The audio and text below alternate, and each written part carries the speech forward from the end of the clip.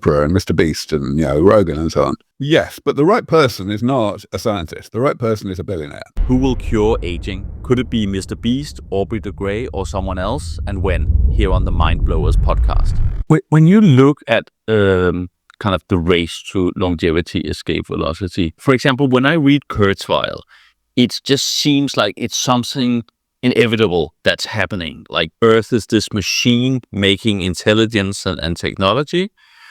Another way of looking at it is saying we need that brilliant one person, perhaps yourself, who makes this major breakthrough, and then it happens. And if we don't have those individuals, then it will never happen.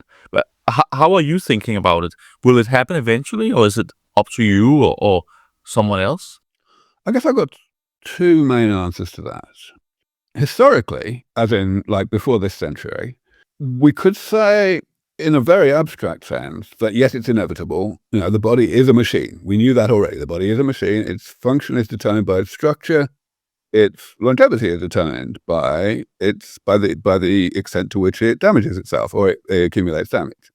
And therefore, in principle, we definitely can keep the body going and transcend its warranty period, if you like, simply by sufficiently comprehensive preventative maintenance. But at that time, people were not thinking about it that way. So, of course, the big contribution that I made back in 2000 was to come up with saying things in that way, saying, listen, we just need to develop preventative maintenance, and making it concrete by enumerating these 7 categories of damage that each had a corresponding generic approach to eliminating that damage. So from then on, it became possible to think in terms of progressive improvements in how comprehensive the elimination of damage can be. And that immediately led, only a few years later, to the concept of longevity escape velocity. Ray was certainly thinking, pretty much independently in the same, along the same lines. And he started using the phrase "live long enough to live forever" in the same year that I started talking about longevity escape velocity. So, yeah. So it is absolutely inevitable, no question.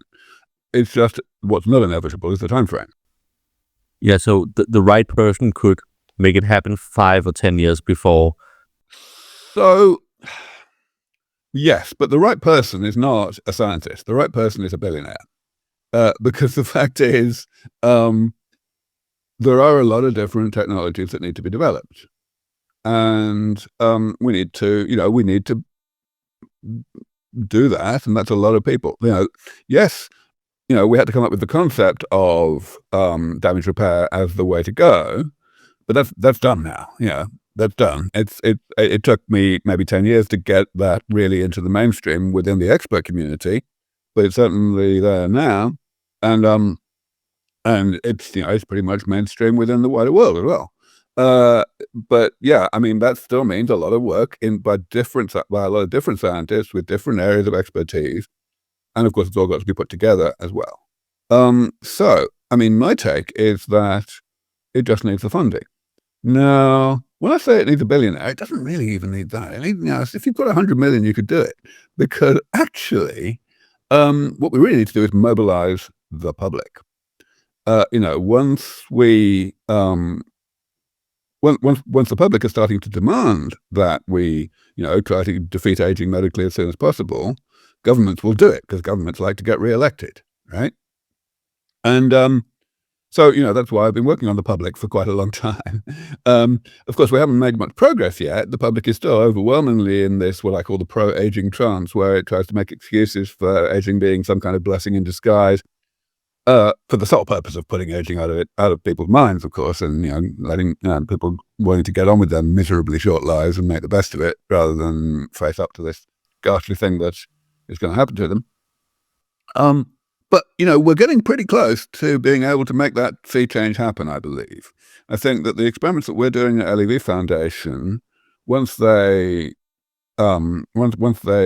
reach fruition, in other words, once we get this doubling or trebling of the effect size that can be achieved at the moment, every expert is going to completely know that we are in a very new world. It will be a complete, It'll be a qualitative change. It won't just be incremental progress. And they'll say so. They will say so publicly. That's what we're going to need in order to get the influencers of the world, Oprah and MrBeast and, Rogan and so on, to actually, these are people who are already interested in aging. They say things about it. They have people like me on their shows. But they're not interested enough to come out and demand a war on aging, right?